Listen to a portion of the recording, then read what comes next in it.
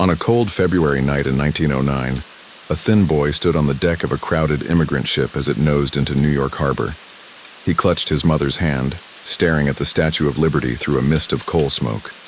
The wind smelled of salt and engine oil, but to him it smelled like possibility. His name was Meyer Lansky, and he didn't yet know he would one day be called Meyer Lansky, the quiet architect behind one of the most far-reaching underworld networks in America. All he knew was that the life they'd left behind in Eastern Europe had been marked by fear and poverty, and that the shimmering skyline ahead seemed like a promise whispered just to him. The Lower East Side in those days was a patchwork of languages, tenements, pushcarts, and restless ambition. Families from Italy, Ireland, Russia, and Poland crowded into buildings where laundry lines crisscrossed the alleys like banners of survival. Meyer went to school during the day, delivered packages after classes, and listened wide-eyed at night as older boys told stories of hustles and shortcuts. Even then, he had a gift for numbers. When other kids miscounted marbles or candy, Meyer could tally them at a glance. He noticed which shopkeepers kept clean books and which guessed, which games on the street were rigged, and which were fair. He didn't see this as crime. He saw it as learning the hidden rules of the city. By his teens, he had fallen in with another boy from the neighborhood, Benny Siegel, brash and full of energy. Where Meyer was reserved and deliberate, Benny was impulsive and charming. Together they ran errands for older youths, earning a few coins here and there. They weren't gangsters, not yet, just two kids figuring out how to climb out of the shadows. But even at that age, Meyer had an instinct for planning. He saved his pennies, lent small amounts at interest, and watched the flow of people and goods like a chess player studying a board. When Prohibition arrived in 1920, the city transformed overnight. Legal saloons went dark, but behind their locked doors, new speakeasies bloomed. For immigrants with hustle, it was a strange kind of golden age. Meyer and Benny began by acting as lookouts and couriers for established bootleggers, but Meyer was already thinking bigger. He saw that the chaos of rival gangs fighting for territory was bad for business. If only someone could organize routes, standardize prices, and keep the peace, everyone would make more money. It was a simple idea, but radical for its time. He also learned early the value of staying in the background. While Benny liked the bright lights of clubs and the company of showgirls, Meyer preferred quiet meetings in back offices. He read business manuals borrowed from the library, studied how banks operated, and even attended lectures on accounting under an assumed name. Numbers, he believed, were neutral. If you could make them work, you could build stability out of instability.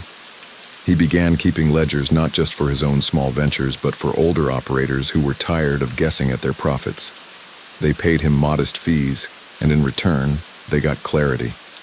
In an underworld of bluster and bravado, his calm precision was a rare commodity. As the decade wore on, Meyer's reputation grew among both Jewish and Italian figures. He spoke softly, dressed neatly, and never made promises he couldn't keep.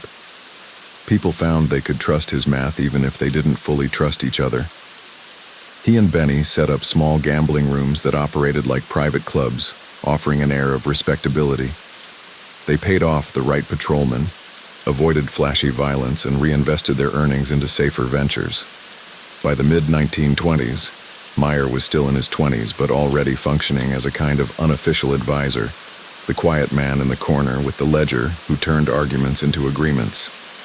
It was around this time that he met Charles "Lucky" Luciano, a young Italian-American with a vision as bold as Meyer's but with far greater reach. Luciano saw the old Sicilian-style gangs as relics of the past. He wanted to build something modern, efficient, and nationwide. Meyer, with his gift for numbers and his outsider's neutrality, was the perfect partner. Over coffee and small cafes, the two sketched ideas for an organization that would coordinate rather than compete, share profits rather than spill blood. It was the embryo of what would later be called the National Crime Syndicate, though at the time it was just two ambitious young men imagining a different kind of underworld. Through all of this, Meyer maintained a double life. At home, he was the dutiful son, later the devoted husband to Anne Citron, living in modest apartments and walking his children to school. He rarely drank, almost never gambled himself, and avoided the ostentation that got others noticed. To neighbors, he seemed like a bookkeeper or a small businessman. To those on the inside, he was becoming indispensable. What made Meyer's early years so remarkable was not any single daring act, but the slow accumulation of trust, skill, and foresight. He didn't seize power with a dramatic move. He built it brick by brick, ledger by ledger, until by the end of the 1920s, he was at the center of a web connecting Jewish gangs, Italian families, and legitimate businesses. He had turned his childhood fascination with numbers into a tool for survival, and then into a blueprint for something much larger. As the stock market boomed and then crashed, as prohibition tightened its grip, as the city swung between Jazz-age exuberance and Depression-era despair, Meyer Lansky stayed on his quiet path. He was no saint. He moved in circles of vice and profit, but he had a code. Plan ahead, keep your word, and never let ego cloud judgment. It was a code that would carry him through some of the most turbulent decades in American history and make him, in time, a figure as influential as any public titan, yet far less visible. On some nights, walking home past the glow of tenement windows, he would think of that ship and the cold wind on his face as he first saw the Statue of Liberty. He had come from a place where people like him were pushed to the margins. Now he was learning how to stand at the center, not as a brawler or a boss, but as the mind behind the curtain. The journey from that boy on the deck to the man who would one day be called the mob's accountant had begun, and the city around him was his classroom, his test, and his proving ground. The winter of 1929 settled over New York like a gray curtain. Bread lines snaked around corners, stock tickers chattered bad news, and once confident men stared at empty wallets. The crash that shattered Wall Street also unsettled the underground economy. Bootlegging routes were still profitable, but the risk of hijackings, raids, and double crosses was higher than ever. In this uncertainty, Meyer Lansky's quiet discipline became more valuable than any muscle.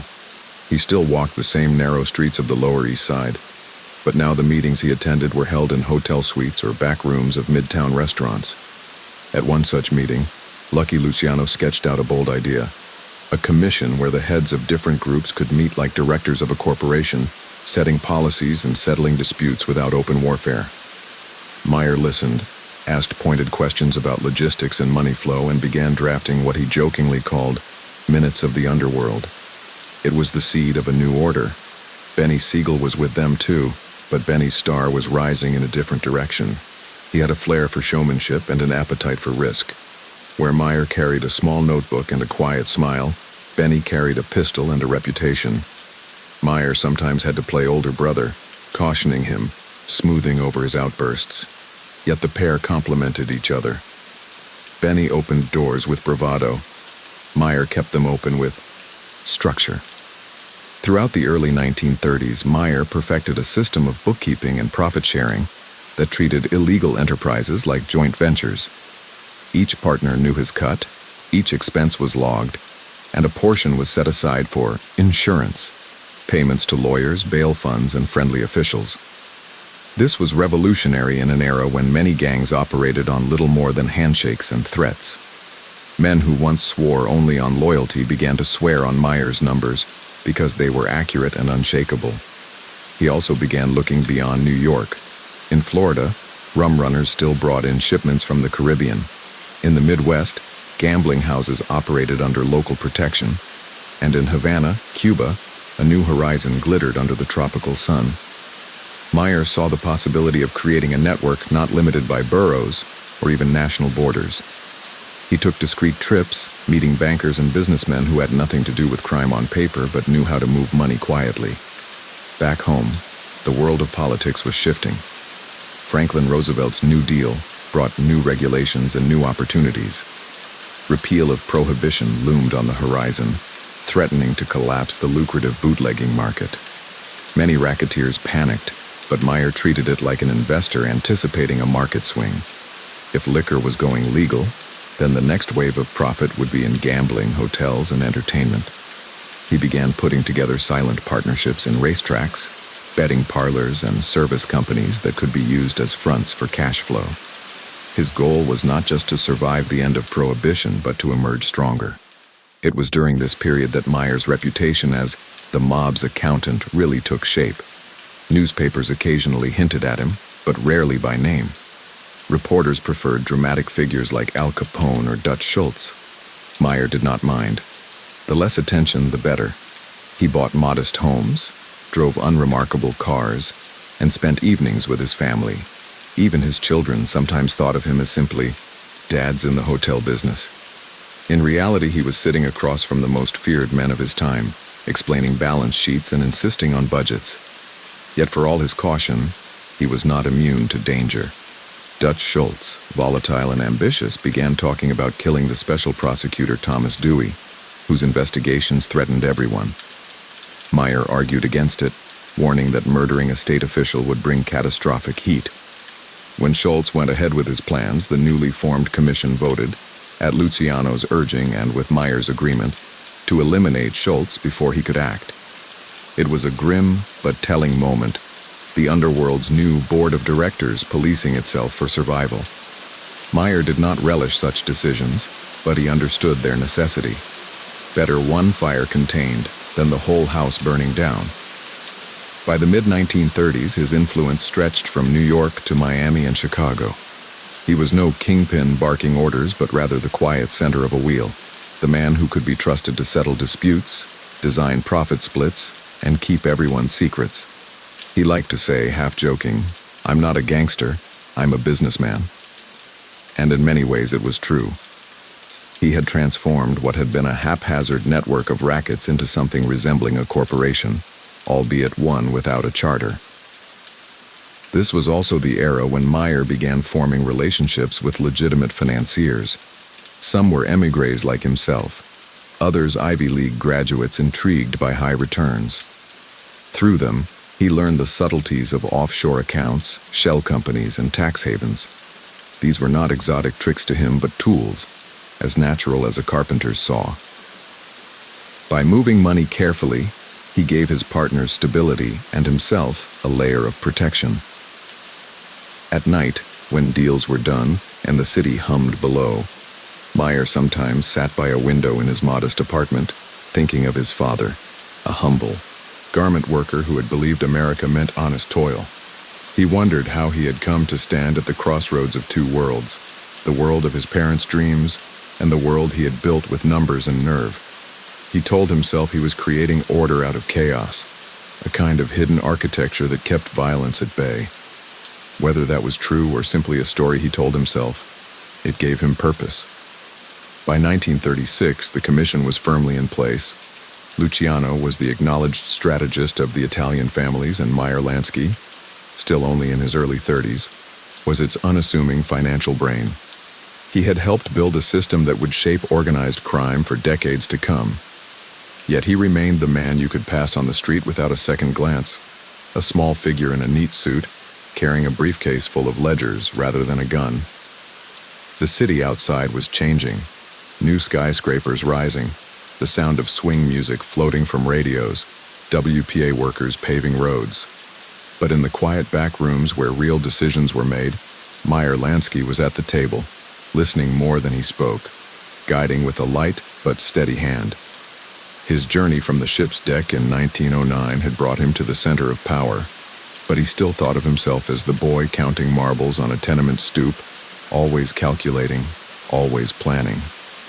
The end of Prohibition in 1933 was like watching a tide go out. For more than a decade, that tide had carried rum runners, bootleggers, and hidden saloons to dizzying wealth. Overnight, the liquor trade went back above ground, and 1,000 legitimate businesses sprang up with the flick of a license.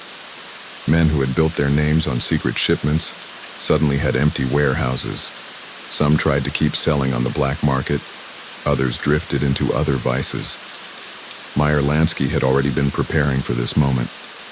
He understood that a real businessman anticipates the shift before it hits, and he had been quietly investing in the next big thing, gambling. It started small. A racetrack partnership here, a numbers operation there. Meyer treated each venture like a pilot project, refining his systems for handling cash, paying off local authorities, and keeping the customer experience smooth. He brought a kind of hospitality mindset to what had once been rough games and smoky back rooms. If patrons felt safe and entertained, they spent more. If local officials saw steady tax payments and no violence, they looked the other way. It was, in his eyes, simply good management.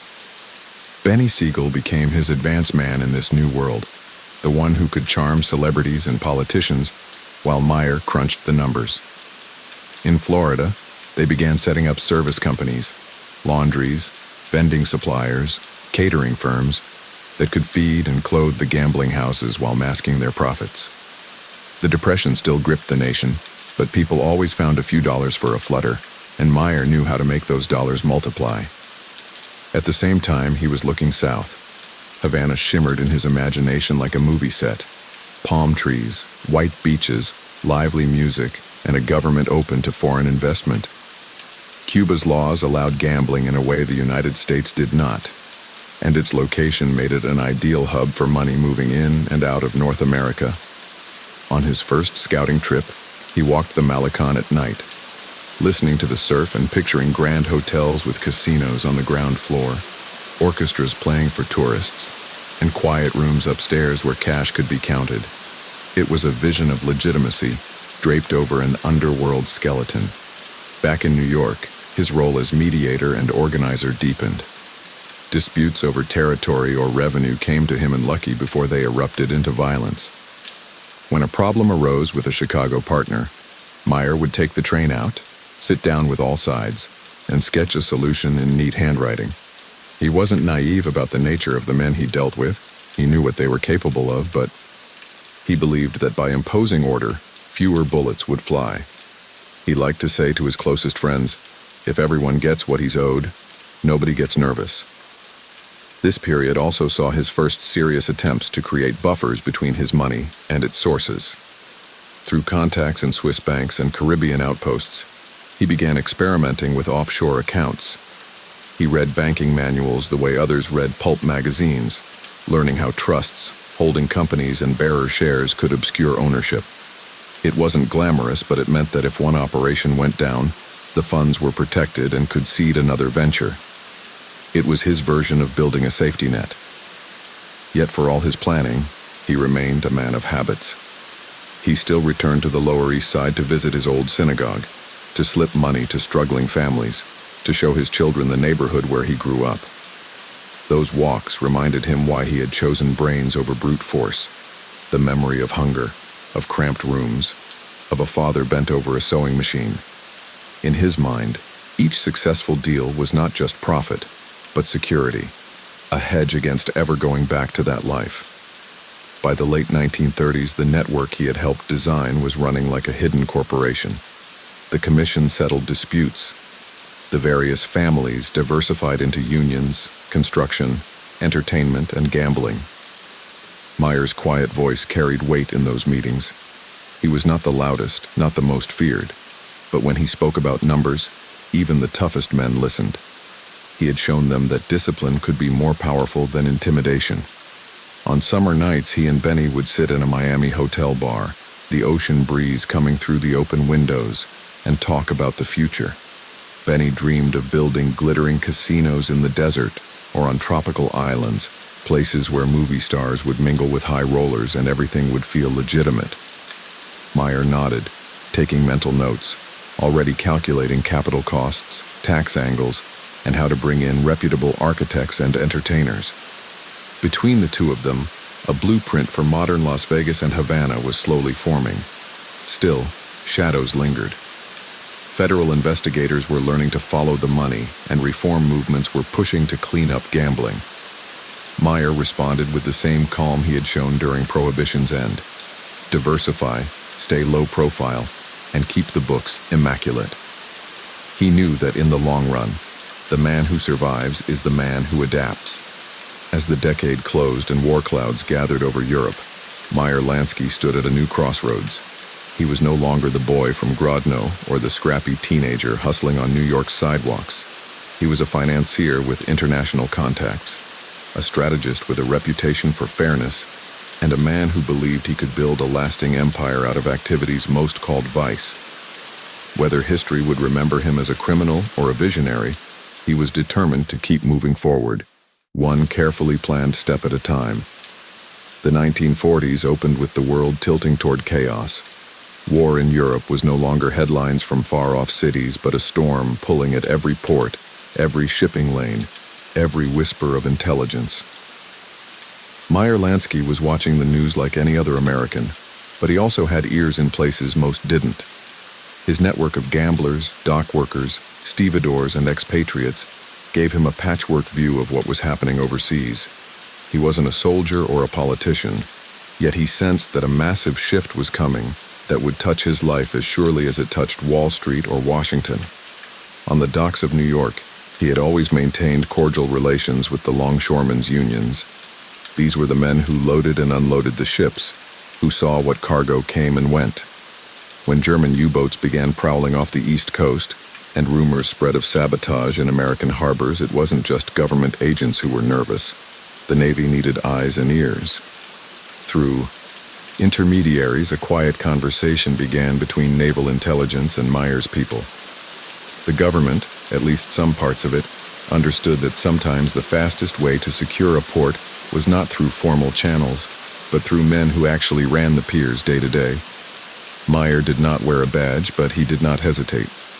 He felt genuine loyalty to the United States, the country that had given his family refuge. He told his contacts to cooperate, to pass along tips, to keep the docks running smoothly. It was a strange and unpublicized episode. A man who had spent 2 decades in illegal enterprises quietly helping his adopted country during wartime. To Meyer, it wasn't about image, it was about practicality. If America lost the war, none of his carefully built operations would matter. While the Atlantic seethed, his private life shifted too.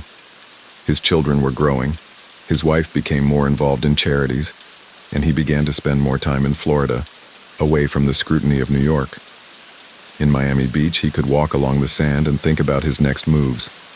He still held stakes in racetracks and gambling rooms, but he was also investing in hotels, restaurants, and service companies.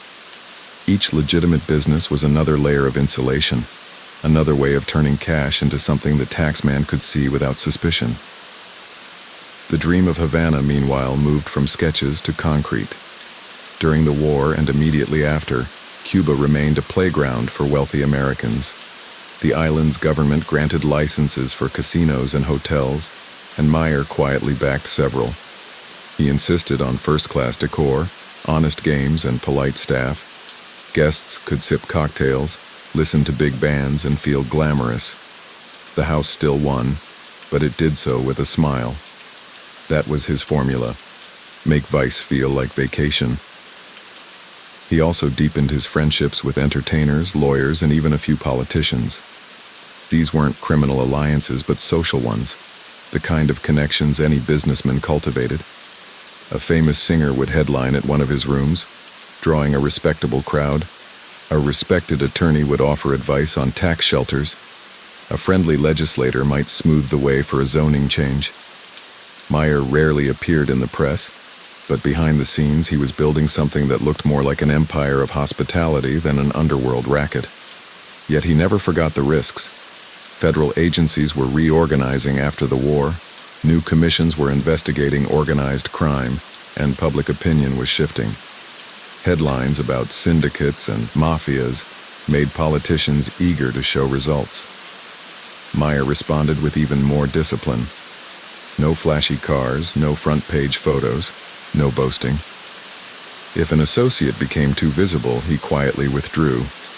If a deal seemed unstable, he let it pass. It was the opposite of Benny Siegel's style. Benny loved the limelight, dreamed big, and sometimes moved faster than the numbers justified. Meyer, ever the accountant, preferred slow growth and invisible control. This contrast between the two men grew sharper as Benny pushed into Las Vegas. The Nevada desert, with its new laws allowing casino gambling, was his canvas for a modern playground. He begged Meyer to come in bigger, to finance more, to believe in his vision of the Flamingo Hotel as a palace that would change the West. Meyer admired the dream, but worried about the costs, the delays, the scrutiny. He invested but cautiously, and he sent accountants to check every invoice. It was a test of their partnership and of their different temperaments. While these dramas played out, Meyer still returned periodically to New York to walk the old streets. He would see children playing stickball and remember himself at that age, a boy who barely spoke English, dodging trouble and learning the rhythms of the city. He would slip a few bills to an elderly peddler, nod to a rabbi, and vanish back into his car. In those moments, he seemed less like a mob accountant and more like a self-made immigrant who had never lost touch with his roots. By the end of the 1940s, he was straddling two worlds, the fading, violent old underworld of bootleggers and the emerging, polished world of resorts and entertainment. 1 foot in secrecy, 1 foot in legitimacy. He sensed that the next decade would be decisive. If he could steer his operations toward the light, perhaps history would judge him not as a criminal but as a pioneer. If not, the same machine he had built could turn on him. Sitting on a balcony in Havana one evening, looking at the harbor lights, Meyer poured himself a drink and thought about all this. The sea breeze carried music from a nearby club. Ships moved in and out of the port just as they had when he was helping the Navy guard New York's docks. He had traveled a long way from Grodno and the Lower East Side, but he knew he was still in the middle of a story, not at its end. The next moves had to be even more careful than the last. By the early 1950s, the glitter of post-war America was everywhere. Soldiers came home, families bought houses, and neon signs promised a future that felt bright and endless. In that glow, Benny Siegel's dream of Las Vegas had taken shape, a dusty railroad stop turning into a desert playground. But for Meyer Lansky, the very brightness of it was a warning. Flash and attention were dangerous. He had built his life on careful arithmetic, on staying just a step behind the spotlight. Now he could feel the spotlight moving toward him. The Flamingo Hotel had opened with fanfare, but also with chaos. Delays, cost overruns, and a parade of gossip column mentions had turned what should have been a quiet money machine into a spectacle. Meyer had sent his accountants out there to untangle the ledgers. He had sat in a back office of the casino with piles of invoices, scanning them with a cool expression while Benny paced and gestured. "It's the future," Benny kept saying. "It's Hollywood in the desert." Meyer didn't disagree about the potential. He disagreed about the pace. He believed Las Vegas would grow, but slowly, with discipline. He worried that Benny's charm and spending were attracting exactly the kind of scrutiny they couldn't afford. At the same time, his operations in Havana were running almost too smoothly. The hotels were full, the bands played to packed rooms, and American tourists spent freely. He would stroll the marble floors of the National Hotel, nodding to managers, quietly checking receipts. The Cuban government was friendly, the island's elite eager for investment, and for a while it felt as if he had built a model of what gambling could be when dressed up as legitimate entertainment. Yet he knew how quickly political winds could shift on a small island, and he kept his money mobile, moving profits into banks in Switzerland and Panama, and then back into American property deals. These years showed the contrast between his two greatest experiments. In Las Vegas, he had limited control but unlimited publicity. In Havana, he had full control but no guarantee of long-term stability. Between them, he was also weaving a network of smaller investments, hotels in Miami Beach, car rental firms, vending machines, cleaning services, each one a spoke on a wheel that could keep turning even if one hub broke.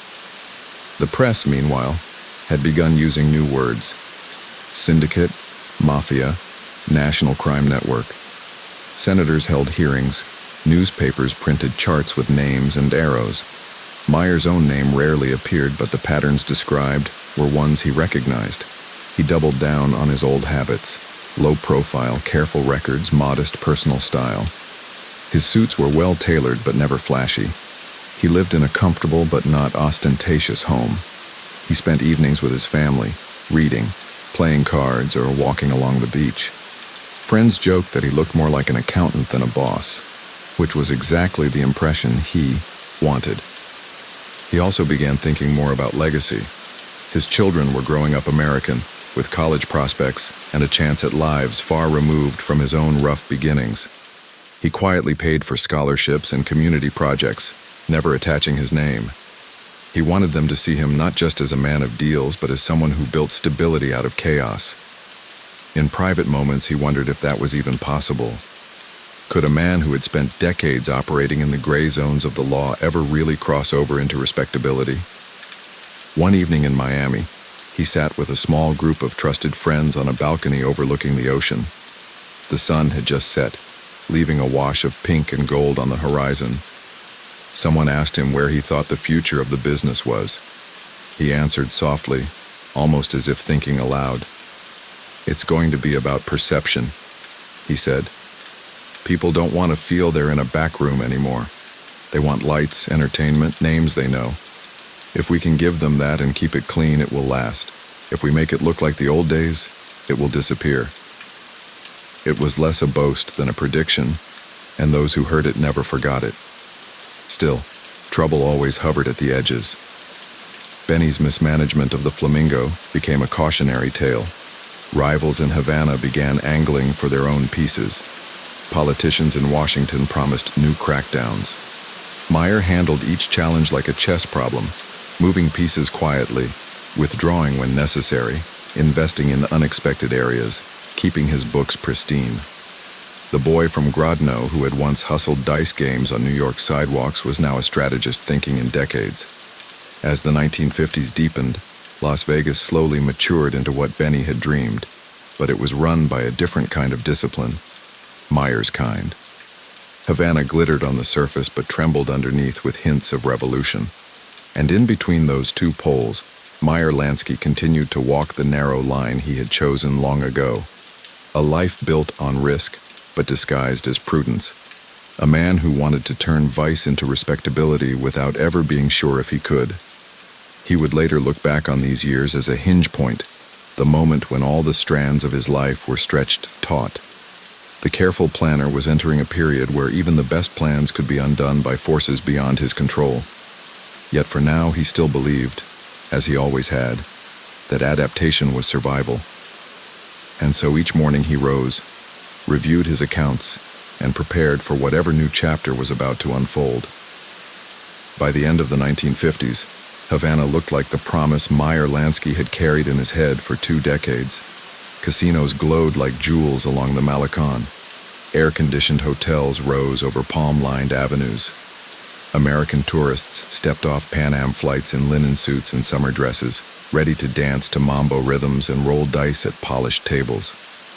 It was a city that felt as if the future had already arrived, and at its center, quietly walking marble floors with a ledger under his arm, was Meyer Lansky. He had perfected his formula.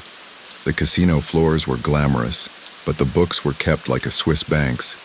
Neat columns, cross-checked figures. Cash moved promptly to offshore accounts. Managers were trained to be polite, security to be discreet.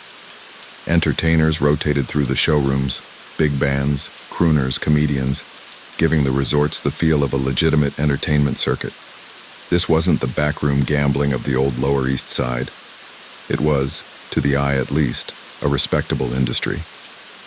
In private, Meyer liked to stand at a hotel balcony at dawn, watching Havana Harbor slowly come to life. He'd sip coffee and think about how far he'd come. The boy running errands in New York, the young man smoothing disputes during Prohibition, the financier now shaping an island's tourism economy. In those quiet mornings, he felt a rare sense of accomplishment. But under the music and clinking glasses, another. Rhythm pulsed, the rhythm of unrest. Students marched in the streets, pamphlets circulated denouncing foreign influence, and a bearded guerrilla named Fidel Castro was gathering followers in the mountains. Meyer read the reports and asked his contacts about the rebels. Many dismissed them as a nuisance, but he knew better. He'd seen how quickly a small change in the street could topple a king in the underworld. He began hedging. Profits from Havana were quietly redirected into Florida real estate, car rental companies, laundries, and legitimate construction firms. He bought small parcels of land in Las Vegas under corporate names. He diversified into stocks. He instructed his managers to keep operations lean, cash liquid, and paperwork clean. If the island changed overnight, he wanted to be able to step away without losing everything.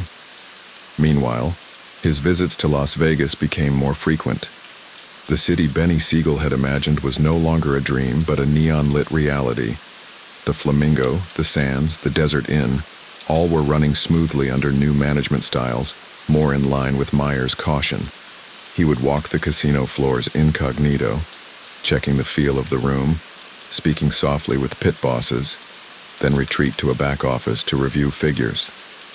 In Vegas, he saw a future Havana might never give him, an American jurisdiction where gambling could be legal, regulated, and permanent. In Miami Beach, his family settled into a routine. He lived like a quiet retiree, walking the boardwalk, chatting with neighbors, giving interviews to no one. Friends who visited were struck by the contrast. The man who managed millions of dollars in gaming revenue lived in a modest house, read newspapers over breakfast, and still used a battered old adding machine to check figures. He told his children stories about his youth, about ships arriving in New York, about making a living with your head instead of your fists. Yet even in these calmer settings, storms brewed. Senate committees were holding new hearings on organized crime. Books and articles began to paint portraits of a hidden national syndicate. Sometimes a journalist would call Meyer the mob's accountant, a phrase he disliked. He wanted to be known for his discipline, not as a caricature. But he didn't sue, didn't give interviews, didn't invite more attention. He simply continued his work, trusting that invisibility was still his best protection. In Havana, the crowds grew larger.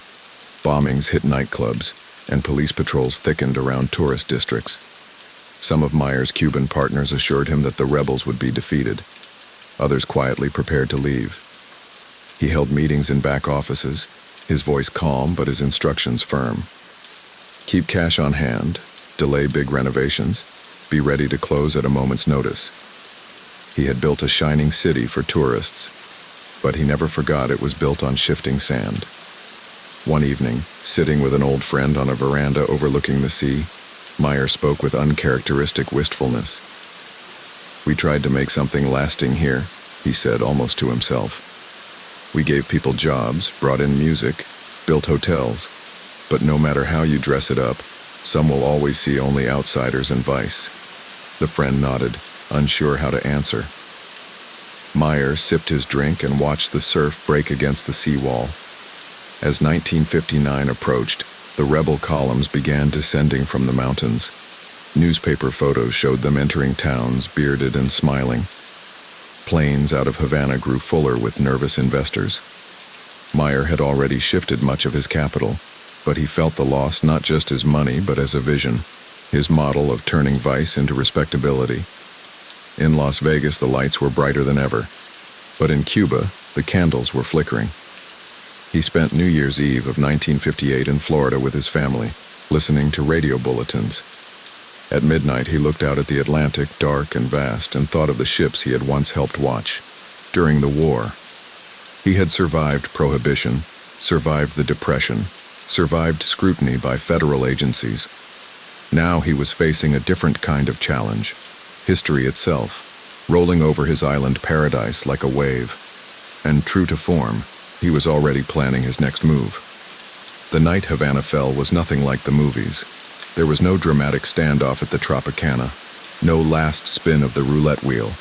There was only a slow, eerie emptiness. Hotel lobbies that had buzzed with gamblers and jazz musicians now echoed with the sound of suitcases being rolled out. Taxi drivers whispered about rebel columns on the edge of the city. A few bartenders tried to keep up appearances, polishing glasses behind the counter, but their eyes kept darting toward the doors. Meyer Lansky wasn't there for the final moment. He had already left days before, after one last inspection of his casinos. He'd walked through the lobby of the Riviera and felt an unfamiliar chill. He had built it to be his flagship, the crown jewel of Havana. That night he closed his ledger, nodded to the manager, and left without a speech. On the flight to Miami, he sat quietly, a thin man in a dark suit holding a single briefcase. It contained no cash, he had already moved that, but papers, contracts, and lists of employees he intended to help resettle. From Florida, he watched on television as Batista fled and Fidel Castro rode into Havana. Crowds cheered in the streets where his doormen and croupiers had once stood. Photographs of rebel soldiers lounging in the lobbies of confiscated hotels flashed across newspapers. In a single stroke, years of building and millions of dollars in assets were gone. "Easy come, easy go," one of his associates muttered. But Meyer didn't laugh. For him, it wasn't about the cash alone. It was about the model, the idea of a legitimate empire built out of a shadow world. In Havana, that experiment had ended. Yet, true to his character, he did not panic. He already had another chessboard prepared. While others scrambled to salvage what they could, Meyer shifted full attention to Las Vegas and Miami. There, the foundations were firmer. Gambling was legal in Nevada. In Florida, property values were climbing and the tourist trade growing. He began spending his days in small offices, poring over blueprints and tax codes, meeting with lawyers and accountants instead of pit bosses. To outsiders, he looked like a retiree managing investments. Only those closest knew he was rebuilding an entire strategy. He also began a quiet campaign to protect his family's privacy. His children were older now, carving their own paths. He encouraged them to pursue legitimate careers, to study, to avoid the spotlight. "This life isn't for you," he'd say at the dinner table. "Use your brains, but use them where you can sleep at night." It was his way of drawing a line between his world and theirs. Meanwhile, the public image of Meyer Lansky began to change. With Havana gone, journalists wrote about him as the man who had lost Cuba, or as the mob's banker, hiding behind shell companies. Books and Senate reports hinted at a nationwide syndicate. They painted him as an all-powerful mastermind. The truth was far less glamorous. Endless hours of paperwork, delicate negotiations, and the constant stress of staying one step ahead of the law. He neither confirmed nor denied anything. He simply kept moving his pieces. In Las Vegas, the city Benny Siegel had dreamed of was booming. New hotels rose along the strip like golden temples. Tourists came by the millions. Meyer walked those neon corridors with the same quiet stride he had used in Havana. He never played the big host, never posed for photos. He would slip into a back office, check the numbers, give a few instructions, and leave. The managers knew he prized order over flash. If a floor boss caused trouble, he was gone. If a show wasn't drawing crowds, it was replaced. Everything was run like a business, not a circus. He also expanded into ventures that had nothing to do with gambling at all. Construction companies, laundry services, vending machines, hotels without casinos. He bought small stakes under different names, building a network of legitimate holdings that could outlast any single crackdown. It was his insurance policy against the unpredictable winds of politics. Privately, though, he sometimes sat on his Miami balcony at night and thought of Havana. The salt air off the Atlantic reminded him of the Malecon. He would close his eyes and hear the faint echo of a Cuban band warming up, the click of dice on a felt table, the laughter of tourists. He had built something dazzling and lost it overnight. It was a lesson he never forgot. No empire, however carefully built, is immune to history. In the early 1960s, as the Cold War deepened, Meyer's name surfaced again in whispered reports. Some claimed he was trying to reclaim his casinos. Others said he had been approached for covert work. He neither confirmed nor denied. Instead, he poured his energy into the only thing he still trusted: preparation. His ledgers were immaculate, his investments diversified, his passports and papers in order. Friends joked he was like a chess player always thinking 5 moves ahead. He would just smile thinly and say, "It's not a joke." By mid-decade, Las Vegas was no longer a dusty experiment but a glittering capital of entertainment. Miami Beach had become a haven for retirees and snowbirds. Meyer moved quietly between the two, a small dapper man with a courteous manner, rarely photographed, often underestimated. He had lost a kingdom but built a new fortress in plain sight. And yet, as he approached his 60s, he felt a new pressure rising, not from rebels in the mountains this time, but from courtroom benches and government agencies. Subpoenas, hearings, and whispered investigations were gathering like thunderheads on the horizon. He had outlasted revolutions and market crashes. Now he would have to see whether his careful invisibility could outlast the law itself. The walls never close in all at once. They inch forward quietly, like a tide you don't notice until it's already lapping at your feet. By the early 1970s, Meyer Lansky felt that tide. Subpoenas appeared at his lawyer's offices with increasing regularity. Hearings were announced in Washington, where his name was spoken in a tone halfway between fascination and accusation. Journalists who had once written about Havana or Las Vegas now wrote about Swiss bank accounts and foreign properties. The mob's accountant became a headline that followed him everywhere. But in person, Meyer still appeared unshaken. He kept his daily walks on Collins Avenue in Miami Beach, a slight man in a neat summer suit and Panama hat. He still dropped by the same cafes, still tipped waiters generously, still nodded at doormen who remembered him from the 1950s. If anything, he doubled down on his routine. Consistency keeps people guessing, he once told a friend. You only look guilty when you change your habits. Privately, though, he spent more time with his attorneys than with his managers. He had always prided himself on keeping immaculate records, on operating through layers of legitimate companies. Now those very records were being subpoenaed. Every wire transfer, every stock purchase, every handshake deal could be called into question. The hearing spoke of organized crime infiltration, of hidden syndicates. Senators waved papers with his name printed in bold. Meyer refused to testify, invoking his rights. He believed that silence, as always, was his best defense.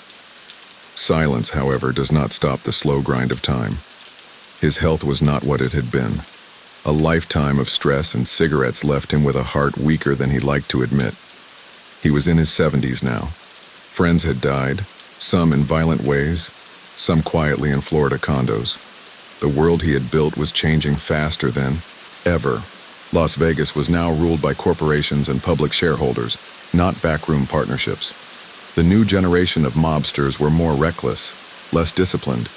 Some of his old associates had turned informant.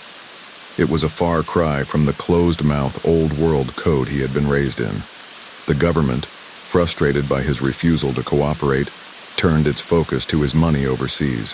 Swiss banks were pressured, new treaties signed, evidence gathered. Stories surfaced about a fortune hidden in numbered accounts. Stories as dramatic as any gangster film. Meyer chuckled at the exaggerations, but took the threat seriously. He began consolidating what assets he could, making quiet transfers, closing dormant companies. His goal was not just to protect himself, but to leave something clean for his family. Even under pressure, he maintained a curious dignity. He never lashed out at the press. He never tried to reinvent himself as a celebrity. He never sold his story. If someone asked him at a cafe whether the headlines were true, he would smile politely and change the subject to the weather or baseball. They'll write what they want, he'd say softly. I know who I am. In the evenings, he would sit by the window of his modest apartment, the ocean breeze lifting the curtains, and look at the city lights. Miami Beach had changed since his arrival decades earlier. High-rise hotels lined the shore now. Retirees played cards on patios. Tourists filled the restaurants. To a casual observer, he looked like just another elderly man enjoying the twilight of his life. Only a few still understood how deeply his decisions had shaped the hidden architecture of American gambling. He still played chess. Neighbors would see him in the park, a small board on the table, moving pieces slowly, eyes narrowed in thought. It keeps my mind sharp, he'd explain. But to him it was also a metaphor. Every move counted, and the game was never over until the last piece fell. Even now, with government investigators circling, he believed there was a way to play on. Yet he also began, for the first time, to speak more openly with his children and grandchildren about values. Not about deals or money, but about education, honesty, and caution. You can be smart without being feared, he told one grandson. That's the real power. He wanted them to have nothing to do with the life that had defined him. The subpoenas kept coming, but the cases dragged on. Evidence was incomplete, witnesses unreliable, statutes of limitations expired. Despite all the headlines, prosecutors could never land the one clean blow that would put him behind bars for life. It was his final and perhaps greatest chess match, outlasting not a rival gangster, not a revolution, but the entire weight of the U.S. legal system. As the 1970s rolled into the early 1980s, Meyer Lansky's legend grew even as his world grew smaller. People wrote books calling him a mastermind or a villain. Others called him a financial genius. He kept walking, kept playing chess, kept showing up at court dates with a calm face. Those who knew him best said the same thing. He had always been about discipline and patience, and now, in his last act, patience was all he had left. He was no longer trying to build an empire. He was trying to hold on to his dignity, his family, and a sliver of peace before the end. In quiet moments, he admitted to himself that this, too, was a kind of victory. He had outlasted wars, revolutions, and countless rivals. The world would judge him as it liked. He had played his game, and he had played it his way.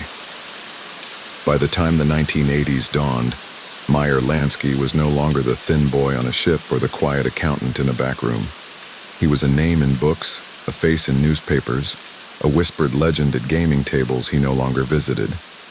Yet his personal life had shrunk to a few simple rituals. Morning walks on the beach, chess games with a handful of friends, coffee at a diner where the staff called him Mr. Meyer. It was a paradox. The man who had once helped design an invisible empire now lived in near invisibility. Age softened his edges, but not his instincts. Even in his 80s, he followed the news about new casinos, about changing laws, about the slow corporatization of what he had helped pioneer. He would shake his head at reports of young gangsters making sloppy mistakes. "They don't plan," he muttered once to a confidant. "They think short-term. That's how you lose." He still saw the world as a chessboard, still moved pieces in his mind even if he no longer had pieces to move in reality. Investigators had not given up. They probed his health records, his bank accounts, even his friendships, hoping to find a crack in the quiet facade. But time was their enemy as much as his. Cases expired, witnesses died, records became harder to trace. His lawyers joked that the government had been trying to indict him since Prohibition and still hadn't managed it. Meyer didn't laugh. He just raised an eyebrow. He knew better than to gloat. "The game isn't over until it's over," he said. At home, his focus turned inward. He spoke more often to his grandchildren, asking about their studies, urging them to choose careers far from anything resembling the life he had known. He wanted them to understand numbers, discipline, and patience, but not secrecy, not risk. "It's not the money that matters," he told one of them during a quiet afternoon. "It's what you build with it, and whether you can sleep at night." It was advice he wished someone had given him when he was their age. His health, meanwhile, grew more fragile. Doctors warned him to slow down, but he insisted on his walks. He liked the smell of the ocean and the feel of salt air on his face. Sometimes he would pause at the water's edge and watch ships on the horizon. To onlookers, he seemed like any other retiree lost in thought. Only he knew he was looking back across the decades, to the boy who had crossed that ocean with nothing but a promise to himself. Books and articles multiplied, some calling him the mob's banker, others the criminal genius who built Las Vegas. Many of these accounts were riddled with inaccuracies or outright myths. Meyer rarely bothered to correct them. "Let them write what they want," he told a friend. "The truth is more complicated, and nobody wants complicated." His refusal to tell his own story only added to the legend. Even people who despised organized crime grudgingly admired his discipline and his longevity. As the years wound down, he began to sort through his papers. Not secret ledgers, those were long gone, but family letters, photographs, mementos from a life lived in two worlds. He gave away some things, boxed others. He seemed determined to leave as little clutter as possible, not just for his heirs, but for history, If you're smart, he mused one afternoon, you know when to start closing the books. Despite his failing health, he still found moments of peace. He read history books, especially about immigrants who built businesses from scratch. He still played chess in the park, though now younger men helped him move the pieces. When asked by a curious passerby if he had ever been somebody important, he smiled faintly and said, "Once upon a time I knew how to keep things running. That's all." Friends who visited during those last years were struck by his calm. He wasn't bitter, and he wasn't boastful. He spoke of his parents, of Benny Siegel, of the old neighborhoods, of Havana sunsets. He spoke less of money and more of lessons, timing, restraint, loyalty, planning. He seemed to understand that his real legacy was not the headlines or the myths, but the quiet principles he had practiced, however imperfectly, for most of his life. And always, the ocean outside his window.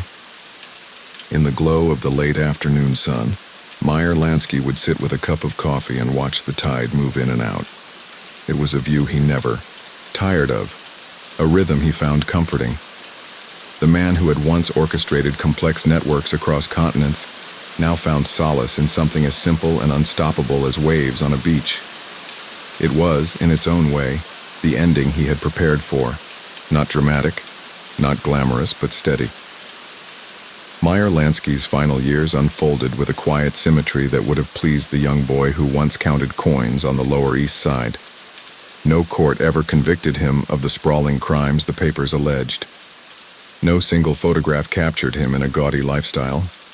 He slipped through history's fingers much the way he'd slipped through prosecutors' cases, not by running faster, but by moving more carefully. And yet, for all his carefulness, time moved on without him. In Miami Beach, his days became measured not in meetings or shipments, but in sunrises, grandchildren's visits, and long telephone calls with old friends whose voices grew fainter each month. He still dressed neatly, still tipped generously, still kept a small notebook in his pocket. But its pages now held reminders about doctor's appointments, birthdays, and chess scores rather than bank balances. He had come full circle, from a boy with nothing but discipline to a man with vast influence, back to an elder whose wealth was counted in moments of routine. The public, however, refused to let him fade quietly. Books, magazine spreads, and television specials painted him as everything from a ruthless mastermind to a misunderstood financial genius. Some stories romanticized him, others vilified him. The truth, as always, lay somewhere in between. A complicated immigrant who built a career in the shadows of America's vices, who preferred ledgers to headlines, who saw himself not as a gangster, but as an organizer of systems. He never gave a tell-all interview. His mystique became his biography. He watched the city change one last time. Hotels where he had once brokered deals now hosted conventions and weddings. Las Vegas, which he had helped shape, was run by corporations and marketing executives. Havana, which had once felt like a jewel he could shape forever, belonged to another government now. The chessboard he had once controlled had been scattered. New players sat at the table. "Everything changes," he told a friend softly, "and that's the only thing that